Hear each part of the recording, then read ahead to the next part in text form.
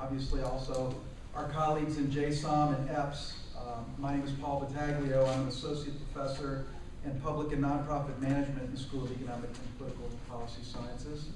And our interest here is best practices in online teaching. And so what we've tried to do is get some of our best teachers in online teaching here at the university to kind of give some words of wisdom, some advice on best practices in online teaching. And so what I'd like to do, this is kind of going to be a little informal. I'll be moderating and just kind of posing questions for our panelists in terms of sparking a discussion. And obviously we'd want you, the audience, to get involved as well. If there are questions we have not covered that may be of interest to you as well. I have some of the workshop faculty here. I think I've left Darren. I'm sorry I left you off. I'm just here for the ride. Okay, good. So what I'd like to do, I guess, to begin with is just ask our panelists over here on the left to introduce themselves and a little bit about their background, their position here in the schools, and what they do for the School of Management, or EPS. And we'll start, Larry, if that's okay. Yeah, I'm Larry Chastain. I'm a clinical faculty here in the School of Management and the director of the online MBA program, or now the director of all online graduate programs in JSOM. And this is one of the earliest ones. We really started our online here in the JSOM with the graduate programs, and so we have a lot more graduate courses than we do undergraduate. And we have 2 or 3 degrees that are fully online. And so as we get more and more, we're growing, and I think he'll show some numbers about the number of courses we have. But once the faculty sort of know what it is, then they're interested in, developing the course and, teaching it online. And so, yeah.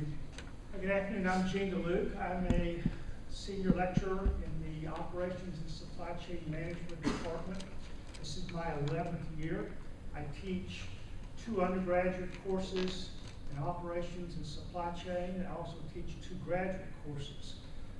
One of my graduate courses is an online course. It's also an instructor-led course, and the same for the online course for the undergraduates. I created the very first undergraduate online course that we have out here. I think we have like 4, what Larry says now, so not quite as many as the graduate program. I think I've been doing this for about 8 years now, so I've gone around the block a few times and maybe learned a few things, but I'm sure there's still other things that I still don't know. Hi, I'm Jennifer Johnson. I'm a senior lecturer in accounting here in JSOM. I've been teaching here about 7 years, and been teaching online most of that time as well as in person. I teach a graduate course, Accounting Information Systems, online. And then from the undergraduate world, I kind of do a flipped classroom model that utilizes a lot of the online teaching tools as well. And I'm usually one of the folks there as people come to let me play with new toys, because I'm always willing to try something new in there that they want us to try out. So that's one of the most fun things for me, is get to try new stuff in the classes. I'm Carol Cerulli Lanham, and I'm in sociology in EPS, and I get to teach fun courses like sex, gender, and society online in the spring, and deviant behavior in the fall. And so, yeah, my students get to learn a lot of new and interesting things, both online and in my in-person classes. And I've been teaching online maybe 3 or 4 years. We do have online classes in 3 of our programs, I think, but we're not quite as into it as maybe JSOM is. So we're some of the pioneers, I think, those of us teaching online in EPS. That's right, yeah. I think so. That was part of putting this together, is trying to learn from the experience here at JSOM and trying to advance some of the online efforts in our programs in EPS. Absolutely. So some of the questions, that at least I see, at least from the literature, when I was kind of exploring some of this, these were the kind of questions that pop up, at least in all of the best practices literature that I've come across. Many of it in Centers for Teaching and Learning at other universities as well, where they'll operate online instruction and operations. So one of these is, how should an online course be designed and evaluated? So what do you think in terms of best practices? Again, I'm going to call upon our experts. In terms of designing and evaluating your courses. I'll just say one thing, and I should have added. I was a PhD student here back in the late 90s, and I worked with Steve Geisinger, and he was one of the first ones that started doing online for UTD back in the I guess, in the 80s. And so back then, when you first started, you were limited on how much you could put on. We were still doing dial-up and things like that. And so Geisinger sort of got to this view that you didn't really need video, you didn't need to see the guy's face, and he did more PowerPoints and audio over PowerPoints, because that's most of what you could do on the old bandwidth and dial-ups and stuff. So, you know, some of us were started earlier. We get used to doing PowerPoint lectures and audio.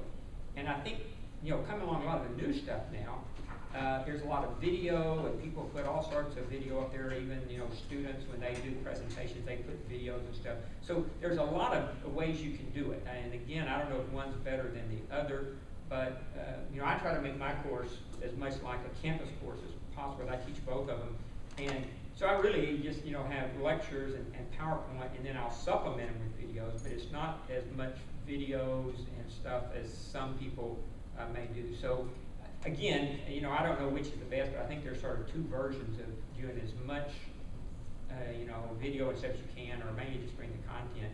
But as far as evaluating them, you know, I try to compare the grades and the student evaluations of my online course, and most of them are about the same. You know, it's just amazing. The statistics are almost identical. But I think that's sort of the way I do it. And again, there's different ways of teaching it and how much you want to put into it, and reuse of what you already have.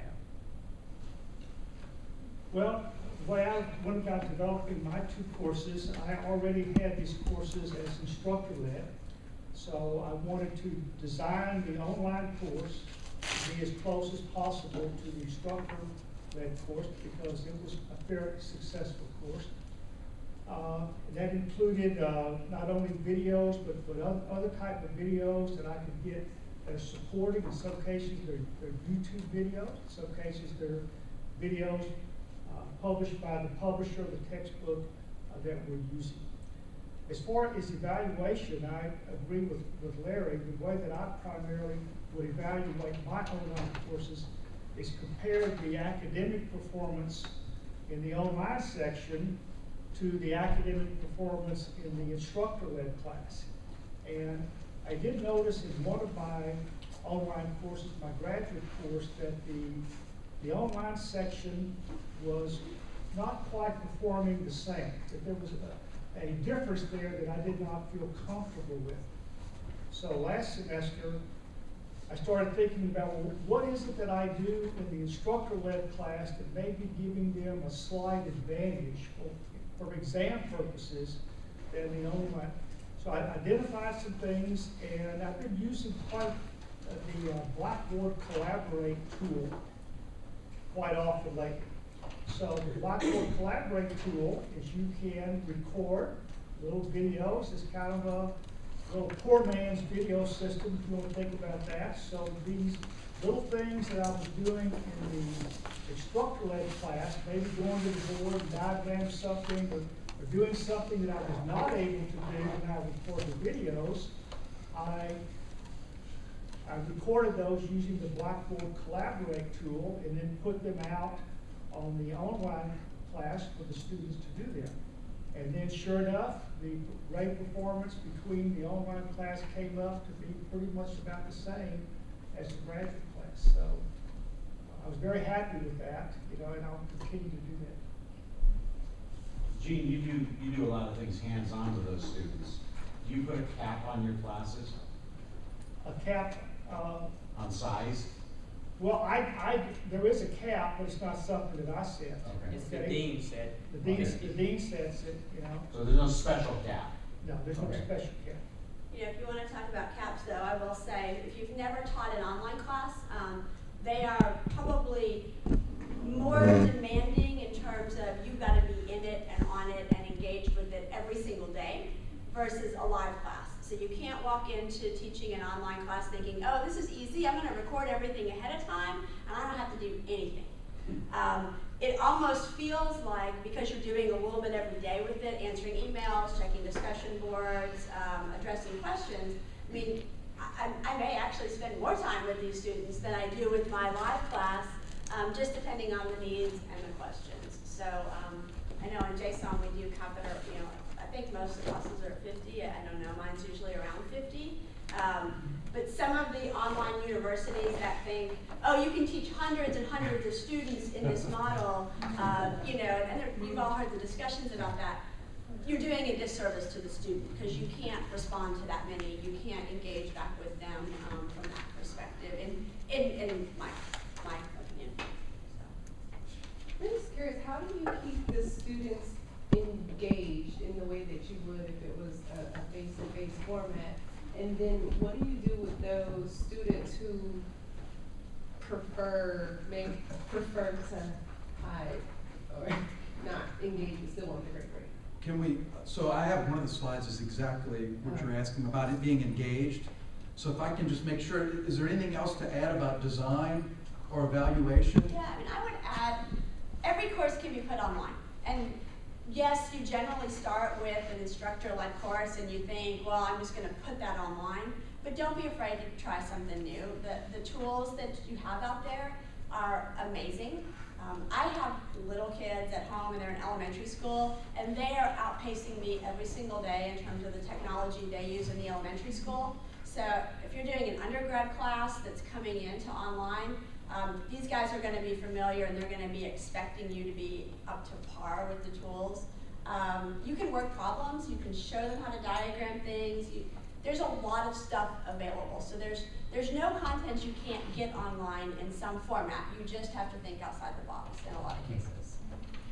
And I just wanted to add that I do record webinars for my students, and I try and keep them brief, like 5 to 7 minutes, and have many parts, so that way they don't, first of all, if I need to change something, I don't have to re-record every time. But in addition, that gives them leeway to not have to listen to one big long lecture all at one setting. And this week, my part 5 was missing the audio, and I heard from several students saying, there's no audio on part 5, so I was like, oh, that's a good sign, right? That means They're they engaged. listened to 1 through 4. The other thing I do is I use the wiki tool, which is open to all the students, so that way they can see what other people are doing. And in my Deviance class, I actually require a group project, so we'll get to engagement in a minute, but I require them to work together online, which doesn't please some of them, but they're able to do it.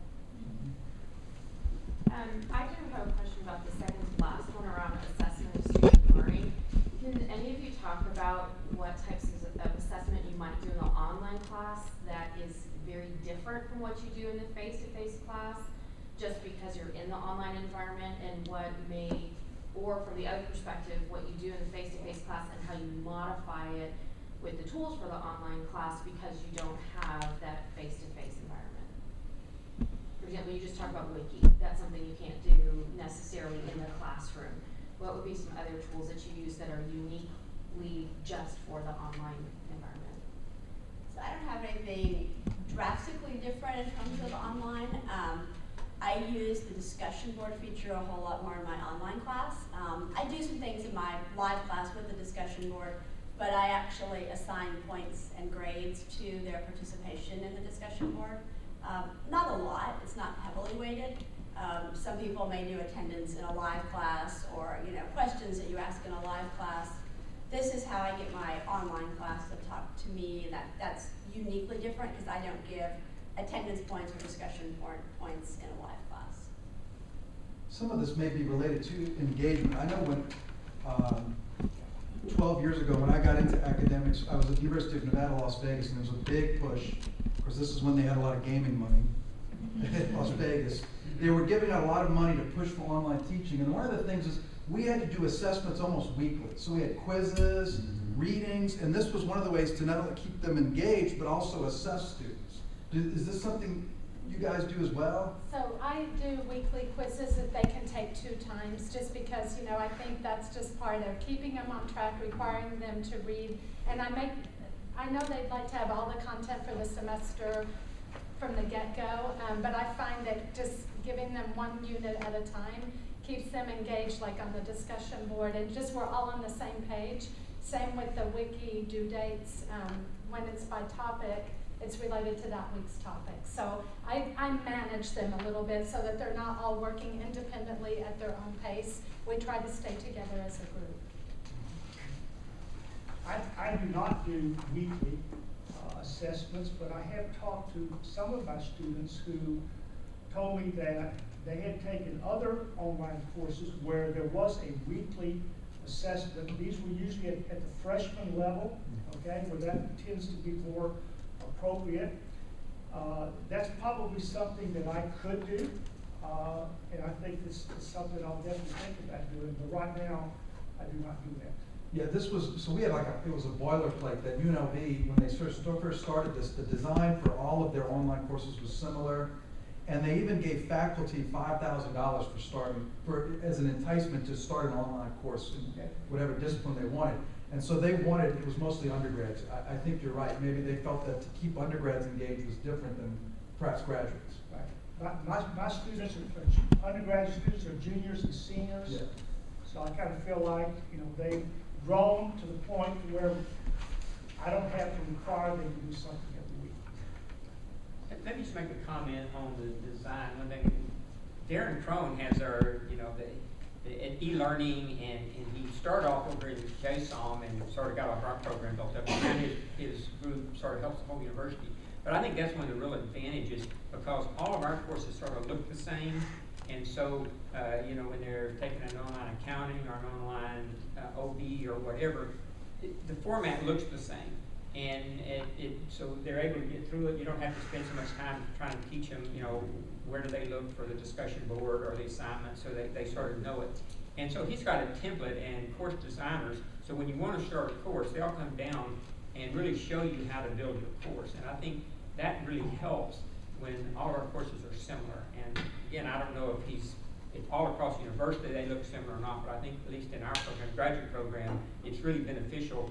And it makes it much easier for a student, once they've taken the first online course, the next ones are easier and easier and easier, and they have similar content, similar stuff in them.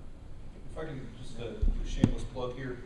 Yes, we do have a team of instructional designers who are. So this is Darren Crone. I'm Darren Crone. I'm an assistant provost for Educational Technology Services, and e-learning falls under that.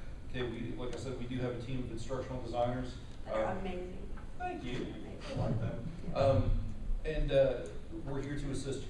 Okay, we are here to help you design your online hybrid courses, your technology assisted courses.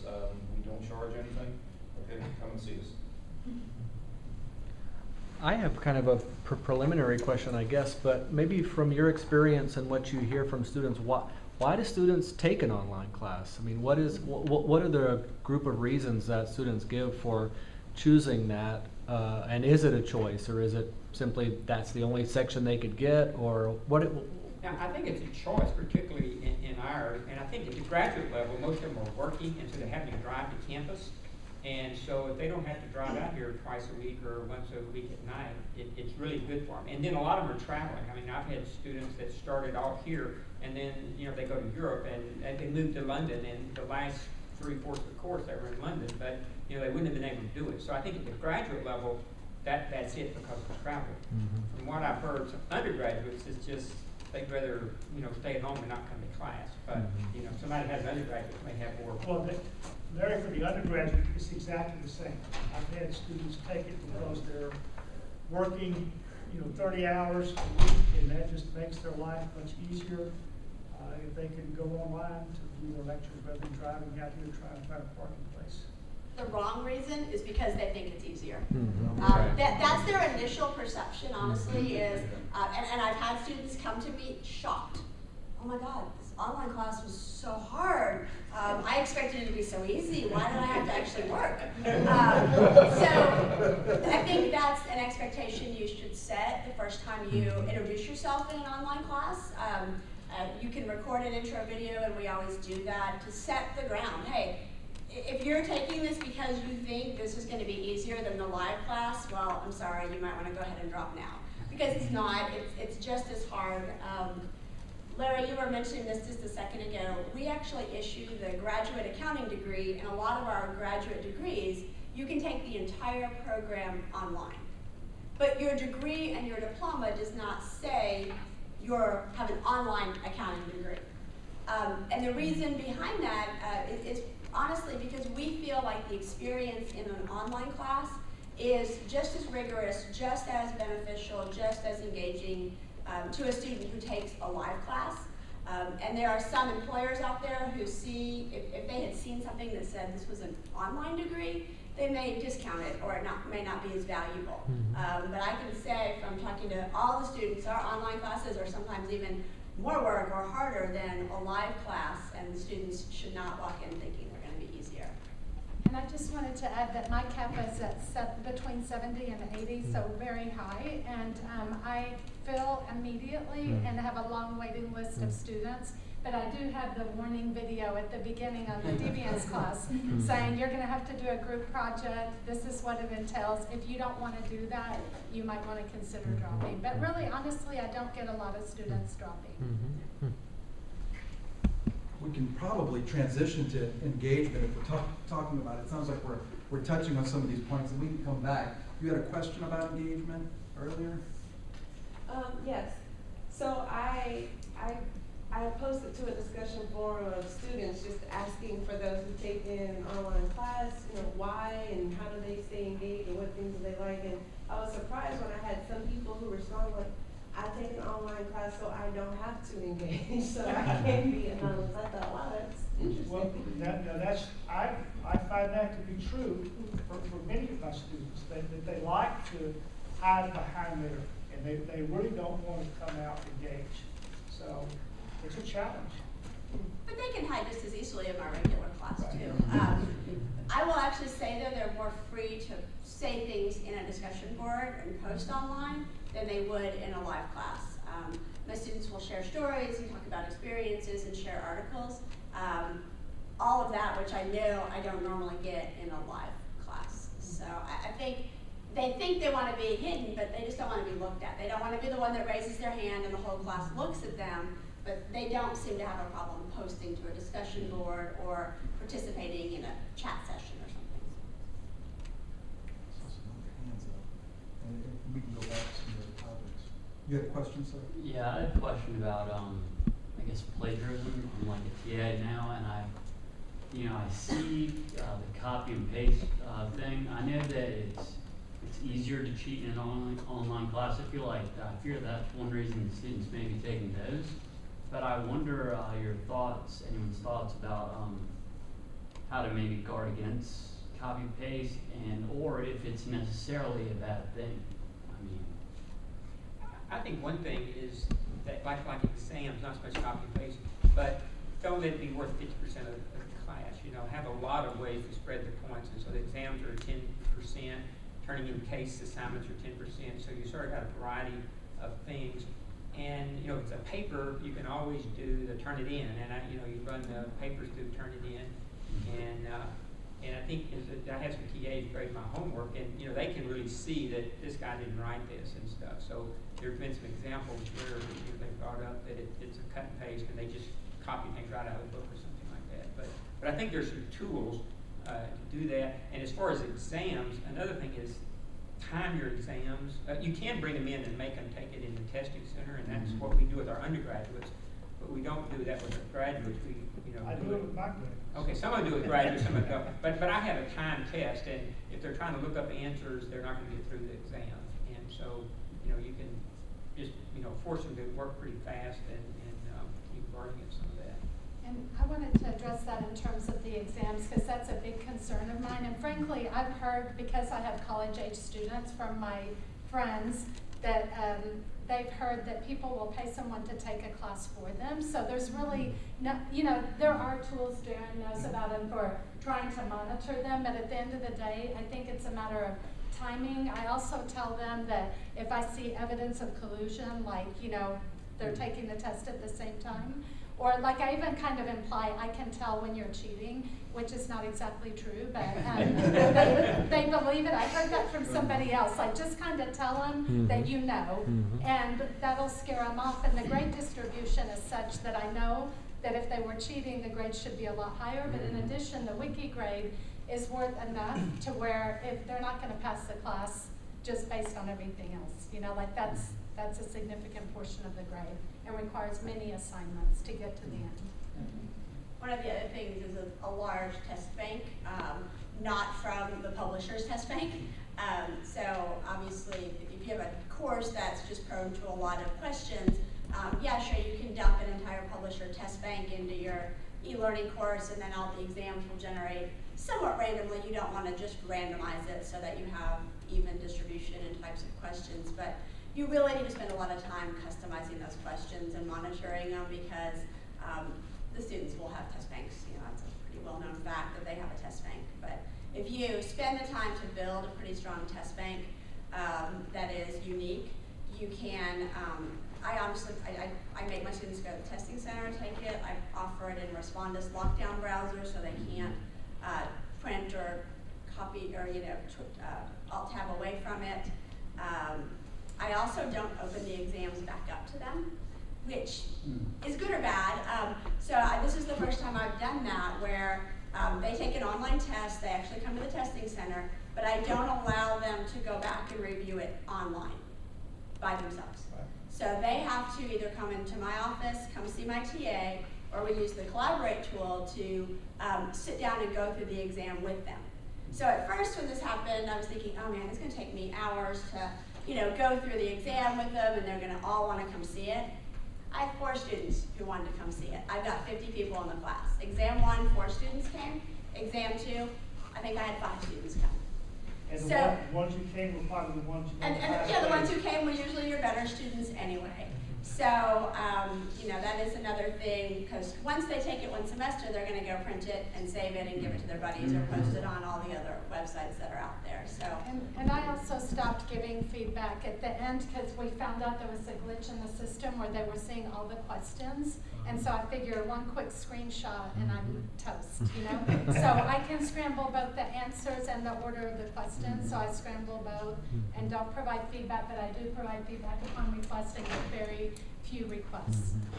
And I do add discussion questions too, because, maybe half the test is discussion, so you can tell in the discussion if they understand what's going on, and even if they get multiple choice right, they don't know the discussion, they're not, gonna pass. So I think you do make them write 2 or 3 discussion questions to make sure they really understand it. So, I understand this is like an online class, and like even you mentioned like we have time tests, and you mentioned that there's glitch tests. How many complaints do you get from students that blame it on the technology, and then how do you combat that? I get surprisingly few. I have instructions on what to do if your computer should freeze. I have 70 students this semester, just 1 so far, and we're in April. So I don't know, they're pretty compliant. So And what they're- about with you? They're really good. I mean, if it's a real problem, they're gonna call the e-learning help desk and they're gonna have a ticket open. Right. And you can be very clear about that in your syllabus. Is if you have a technology problem, the first thing you do is go get it documented with a ticket. Exactly. Otherwise, then the technology is strong enough that you can go see where you really logged in. Why didn't you call me immediately? You can email me, text me, leave me a voicemail. All of those things will let me know you really have a problem, because I'm pretty sure all of us, right? If you have a real problem, you're late for work, there's something wrong, you're gonna immediately call the person you're trying to go see or what you're trying to do and make it known. But the students who are faking it, they're not gonna call you, they're not gonna document it, and then when you call them to the carpet on it, they're like, yeah, no. And also, we have technology, we have all the logs of everything that ever happened. So we get calls from professors, hey, was there an issue? Nope, here's a snapshot of everything that happened at that point in time. The student never logged in. So yeah, we got you covered. The only technology issues that I get is on my homework assignments. I always set the due date as midnight, but it shows up with e-learning as 11:59. There's always a few students who submit, and e-learning will mark it late, but the submission time shows 11:59. And they complain, it's not late because it's the same time. But there's 60 seconds between 11:59 and midnight, and the computer can keep track of those seconds, and you submit it sometime during those 60 seconds. I get a lot of that. Let me introduce, this is Ted Benavides. He's one of our clinical professors in public and nonprofit management and teaches many of our online courses, economic development. Economic development, financial management, budgeting. So yeah, I'm sorry, I had to take my steps into the airport and traffic did not cooperate. Yeah. I never did. No. Yes. I actually have two questions, completely different. One, I was wondering if you could talk a little bit more about Respondus. And then two, I've heard a lot of discussion about asynchronous learning in the online environment, but I haven't heard anybody really talk about the synchronous piece. Can you talk about the balance you use of synchronous and asynchronous learning and what, and I guess how the students respond to that? I'll just make one comment on synchronous and asynchronous. We sort of set the program saying it's all asynchronous because that's for what it's 24/7. So, you know, some of the synchronous is sort of optional. If you want to have some kind of a discussion, Skype or something with students, sometimes you have to be voluntary. They only come to some of them. So our guideline says everything's asynchronous. Okay. And so that's the sort of the way all our courses are designed. You may want to talk to the rest. I'm doing a little bit of synchronous, again, using the Blackboard Collaborate tool. So before major exams, I will create a session where students can dial into a live session and we'll answer questions and I'll go over things.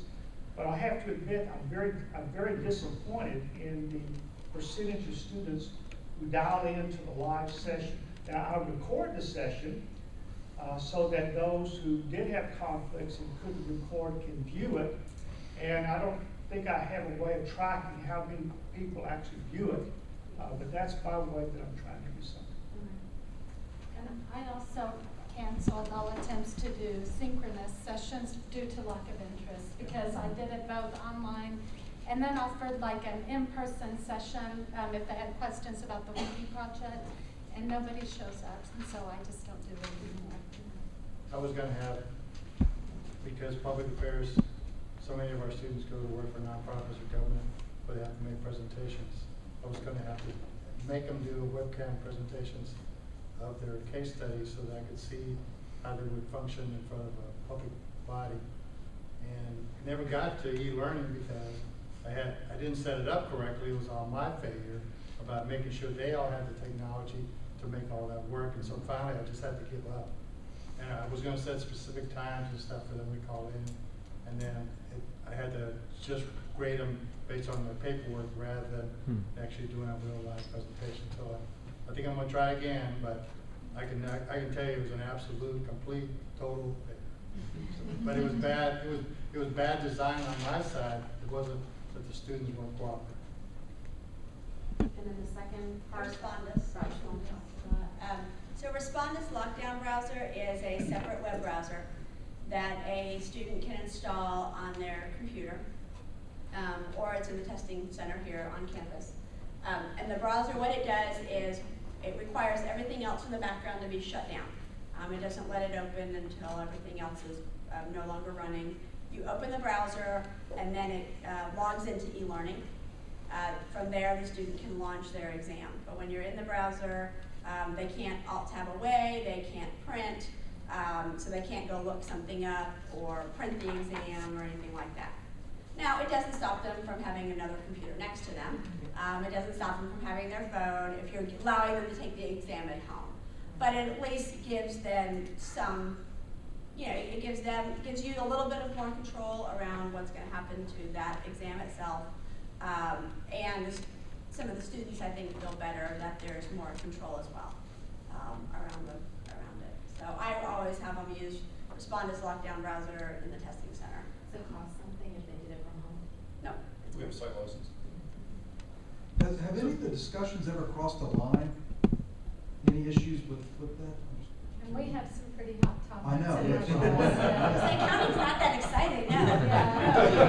In our school, No, maybe. but I forgot, in terms of student engagement, I did a couple of things, and maybe I am babying them too much, I don't know, but this semester I'm requiring responses to discussion posts as well as original posts, so that has helped a lot with the back and forth, and so, there's some spirited discussion, but nothing inappropriate. And then in the group work, what I learned, and I got this tip from my students, is people would just disappear, and they don't know, are they still in the class or whatever.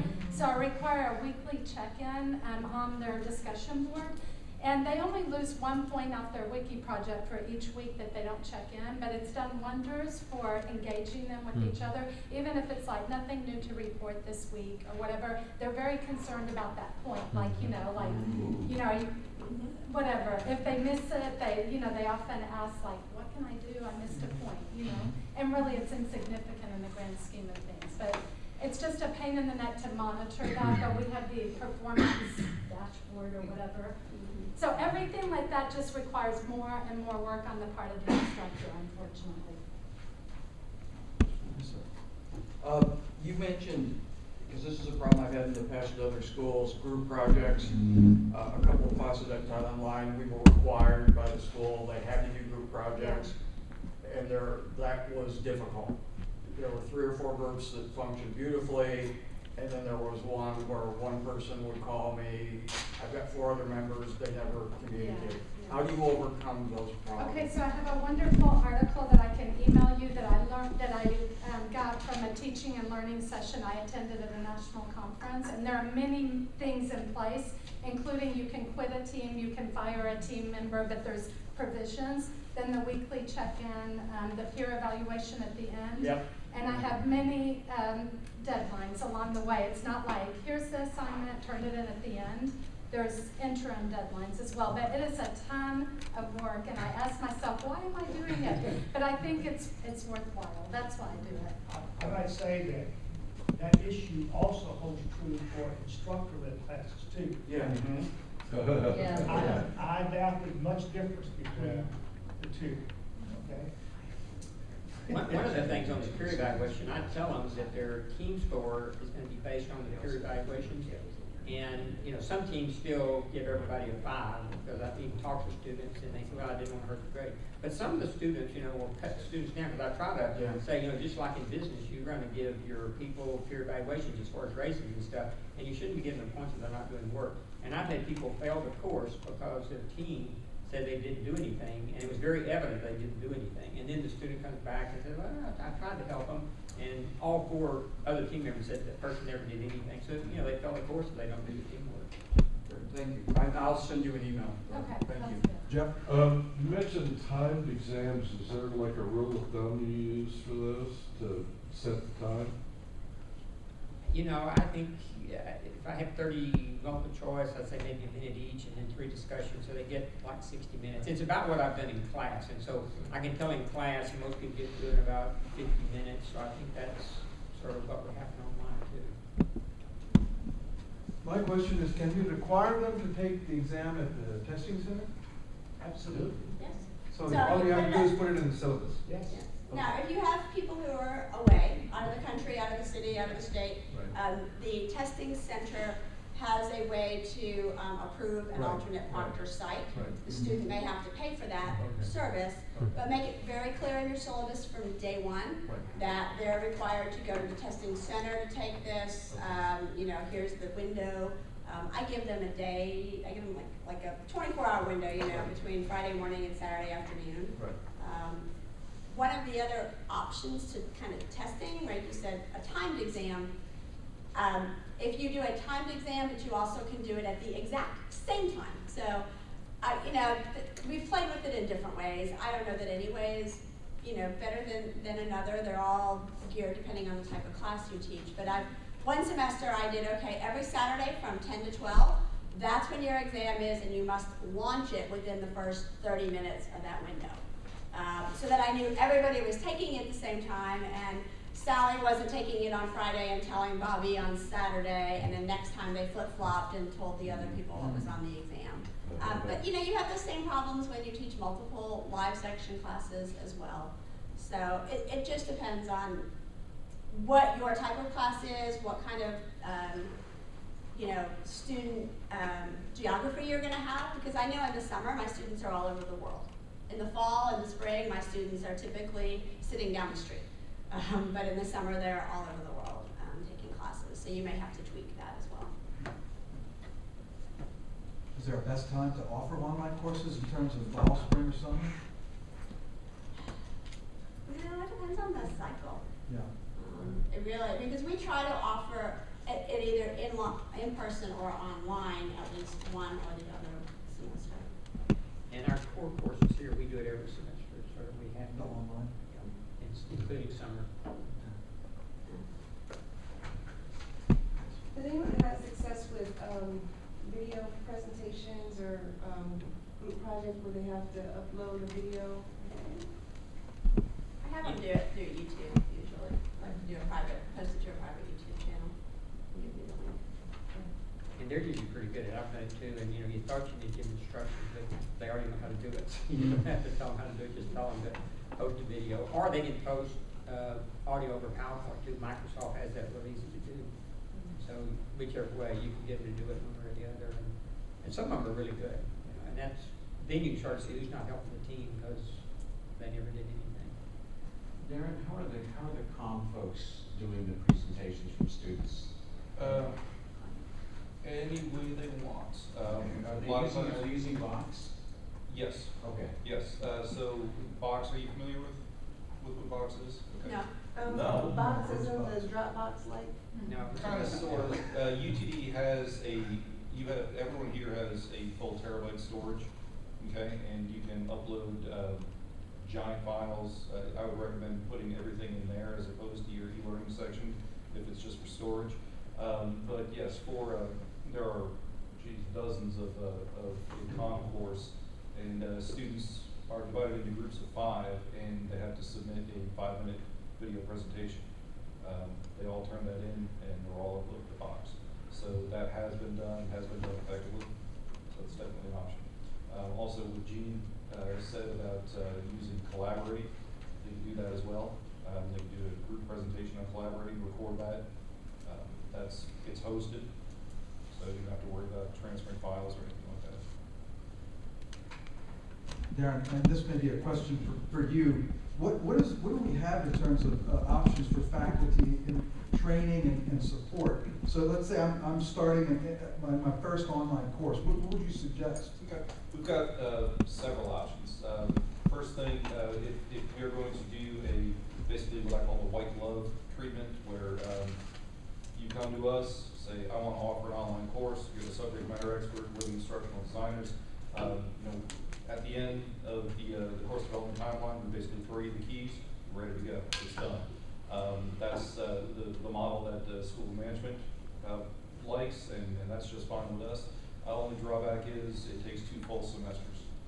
Okay, so we don't charge you anything except for time. Okay, the only reason that we space it out that far is because we have just dozens and dozens of courses that we're developing. So that's one. EPS, they prefer to do things very much on their own, and that's just fine too. I have absolutely 0 issue with either model. I actually I did an analysis and looked at the courses that are developed by faculty members, maybe with a little bit of our help, maybe with none, and the ones that we did, were very hands-on, and there was no significant difference at all. Okay, so bottom line, is the student getting a good product? Yes. So we are there for the, like I said, the white glove treatment. If you just like consulting, you come in, we can give you all the training that you ever wanted, probably some you didn't want. Yeah. I have a question. Is there some paperwork that's needed, like to the provost office to get these approved and okay? For a course that does not have a face-to-face component, yes. Okay. Okay. By the time it gets to us, basically we just need the okay from the department head. They say, yeah, we're going to offer it, then we take it from there. We declared budgeting to be an online, and then never filled out any paperwork. So that was kind of fun the week before, trying to fix all the, we listed it, people signed up, and then, but paperwork wise, nobody signed anything. Is that the same for hybrid courses as well? If there is a face-to-face component, now for the ones that you had the issue with, was there a face-to-face course that was being taught or no? Yeah. Okay, and that's why, I think that's the key. But if you have any questions about that, talk to Serenity King, she will review the problem. Because I think you have to categorize it the correct way for live, hybrid, or online, and there's a limit to hours and contacting, things like that. I also wanted to address why I decided to go the Maverick route on my design. Sociology, it's very dynamic, and so I have it changes every semester, and I have sections about this topic in the news, and I just felt like, even though I know they could give me the bones and I could fill it in, it's just easier for me to manage it myself because I feel like it's going to be different every semester. And every professor is different. I mean, there are some folks who, they've taught, 30 online courses before, okay? They know what they want. They know exactly what they want. We don't want to stand in the way. We're here to support faculty. We're not here to put up barriers. Any questions? I don't know if it's because I'm late, I thought, but did anybody talk about the issues of incompletes? No. I had 50-something undergraduates in the fall, and because I don't see them like in my regular classes, I had 4 people that had serious illnesses, that they were really sick, and they weren't turning in their stuff, and I couldn't get them to turn it in, and so I wound up with 80 incompletes, and even after tons of communication, only 4 actually got me something that we satisfactorily closed them out and they got a grade, and 4 other ones were in limbo, and these were not people just gaming the system. They had illnesses or they had accessibility issues, and I tried to send them to the accessibility office, and because they weren't physically in the room, I've got 3 of them in my online class this semester, and I'm already hunting them down, saying, do not wait till the end of the semester to try to fix all this stuff, okay? And I was really generous in the fall. Ted's not being nice anymore. They call me an SOB, and it's not Sweet Old Benavides, because I've learned my lesson from being so generous, because I didn't get to see them. And a lot of them weren't even here. They had one in Saudi Arabia or something. So it was a real pain. Isn't there a requirement that unless they complete 70% of the course requirements, they cannot take an incomplete? There's something Yes, like that. I'm not sure what that the is a percentage requirement, but I have the same experience as Ted, that if they have completed 70%, we get an incomplete. 9 times out of 10, they never finish the other 30%. It's just the way it goes. And it's not necessarily 30%. It might be just finish a project. But so I turned an incomplete into like a C-, and this person had a serious reason for not completing it. And if she had just turned it in, she would have gotten an A, but she didn't, so she got a C- and some flunk. Yeah, I was begging a couple, but they just had to do one thing, just turn it in under any condition. I mean, and get it. I had a student last fall that was absolutely bedridden with rheumatoid arthritis, and she sent me doctor's notes, clearly documenting that she was incapable. So I just kept waiting and hoping that eventually there would be a medication that would help her, and we got almost to the end of the semester, and then she finally got to the point where she could function. So she was able to make up exams that she missed and do everything else, and it was kind of a minor miracle for both of us that we both survived there. But like you, I just had to be very patient, as long as you can. And I think it's some of this, they should let you know if there's problems, and you email them if they don't do anything, email them the first couple times and say, you've got to tell me something, where I can help you out. And if they don't respond, there's not much you can do. But, I think they need to let you know if they're having problems where you can sort of make some kind of arrangements. Yeah, you can do a lot if they get to you early enough. There's a lot of things that we as faculty can do to help you. It's last minute that things get really tight. Here's the question. Darren, I wish there was more tracking ability in North. Okay? Well, just to see what they've been doing, okay? There's a column in the grade book for last activity. So you can see their last activity, but it's not clear to me, is that the last time that they logged on to e-learning? They may have Or is this the last time that they logged into your course of e-learning? There are things that you can do. You can actually log each click to each, say, a document. Okay. You can tag that. There are ways to do it. Okay. Just most people don't want to go through the trouble. But if that's something that you're interested in, we can. Okay. Also, the wiki platform has a history section, and you can go and you can see everything that they did, how often they edited it, or what. I don't really do a lot of that. I mean, again, how much time do we have? You know, that times 70. But if I need to, the tool is there. It's really bad when you have 2 online courses and one has 35 and the other one has 45 students, and you're trying to just manage the basics. I mean, it just. I would say, like, I'm here just to, how do I keep them connected?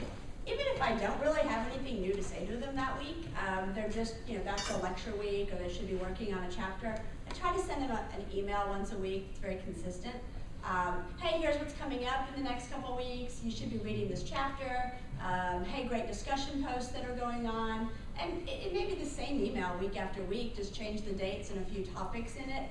But as much as you want them to talk to you, they want you to talk to them. So make sure you're giving them some feedback and some, engagement back. You know, it's nice to say, yes, you all must post, but they want to see you being in there with them. I handle all the interns for our department, and having e-learning really has helped me keep track of them because they're not physically here. They're working off-site someplace, off campus, and it really helps me keep in touch with them, make sure there's no problems. If they have an issue, like I have one right now, she's not sure she can meet the minimum hour requirements, so we're having to manage that right now. And so, luckily with the communications for e-learning, I know she's having an issue, and I can try to fix it, try to work on it. For projects, do you let them pick their own groups, or do you?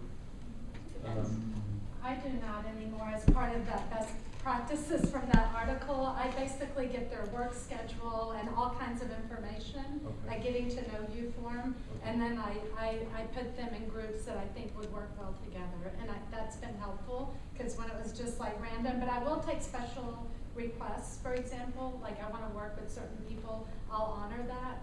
But I'm trying to put, like, based on their work schedule, the right people together. So I form the groups. And based on their interests too, because they can pick their own topics. I don't do projects in my online courses, so that's not. I do projects with some of my face-to-face classes, but not the online. I don't either. I don't do projects. I also just wanted to say, in terms of feedback, when I grade their wikis, I do a rubric, and then I use that comment section in the grade book, and I send them a copy of it, because I figured they worked so hard. I want them to know I paid attention and didn't just put a grade in the grade book. I've found even students who get 100 want feedback. Yeah. I take the time to write something on every assignment, and then sometimes they even come to my office and duke it out. I mean, there's just, hey. Be careful, I've had students on evaluations ding me down because I gave them 100 and wrote, really good job. Excellent job, and they said, you're not giving me enough feedback. And then when I take off points, I go to, and it takes me a lot of time, but I explain, I took 5 points out here because, you did this and that. Right. And they love it. They crave it. Even if it's, I did have one person recently stop me in the hallway, and, wasn't gonna go away until we talked about it.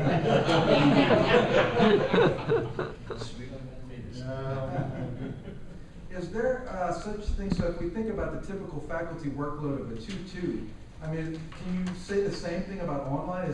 Are 2 classes in a semester of online content, is that more work or less, or? I would think a lot more work. So online is a lot of work. It's what she said, it's 24/7, and so I tell them, post your questions to the discussion board if it's about the course or the wiki, so I'm not getting individual emails, so I do answer to the whole class, but I get individual emails too. And I just say sometimes on holidays, like I might take more than 24 hours to respond because they want you to respond 7 days a week, 24 hours a day, and if you don't, you hear from them. Yeah, I love it when they get together and say, you know, SOB is 2 weeks late now, and, you know, they're all talking about how worthless I am. So then I have to respond to all that negativity. You know, so. Sort of along those lines, like you say it takes a lot of work to do an online class. So what are the actual pros for you to do an online class as opposed to a live class? Is it like the I same just sort get of? assigned to do it because I don't know that everybody in our department wants to. Like our program, I'm pretty much the go-to person. But I actually prefer my in-person classes to online. Right. I like engaging with the students. But every semester I teach one online and one in person. I teach a course called Local Economic Development, and I've taught it in the class, and I don't enjoy it. I can't even, I've tried to tap into what's going on here. I love my budgeting class, I love my navigating class, I love my planning classes, but this course is just, there's something about it, and the impersonal nature of it, just throwing it up there, communicating, emails, especially because half of the students are economic students that come because I'm cross-listed, and they're all into math, and so it's like it works better to be in typing mode. I'm not sure why, but it just works 10 times better over there. My budgeting class that I've never taught, I sat outside of the course in the classroom, I taught it in the fall. Ooh, I hated it because I have lots of budgeting projects for them to work on as teams in the class where I give them problems to solve. It didn't translate very well to the online side. You know, like I bring Tinker Toys and break them up in teams, and they try to build a tower to try to say, and then I change the Tinker Toys, and so you have different resources like in a budget situation. So I've been having trouble recreating that feel in the online side. I like my online classes. It's just different, but I just recognize we have lots of different students. We need lots of different ways to have it delivered to them. So it's just another way to reach out. I've already had some students in this class that I don't like to teach up in person. They've already come to me. The next cycle comes on for spring. They said, we want it in the class because we don't want to do it online. So I already know I've got people stacked up avoiding my online class because they want to see it in the real, in the flesh. And so I already asked our boss, you know, can it be real this time? And, we'll roll around the ground. So, The advantage for me is actually two things: wear and tear. If you're not in the classroom on your feet when you're teaching an online class, and the other good thing is you have the flexibility that if you needed to take a little trip or you need to do something, it doesn't really matter where you are, as long as you have internet access. You could be on the beach in Tahiti. I like to say, one of these days I'm going to actually do that. And you can be teaching your online class. That is a huge positive because my wife used to work for the city of Washington, D.C., and I had to commute to see her every other weekend. And when I had 2 online classes, it made it so much easier to manage my life flying back and forth to D.C. And I could punch in from anywhere. And you know, yes, the assignment, I did postage, and I did.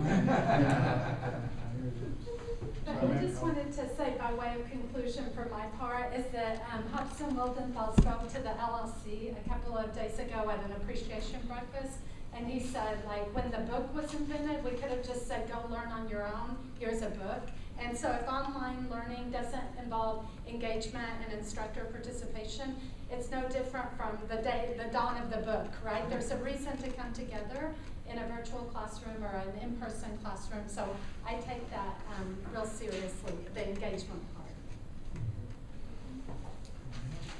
Thank you for coming. Thank you. Thank you.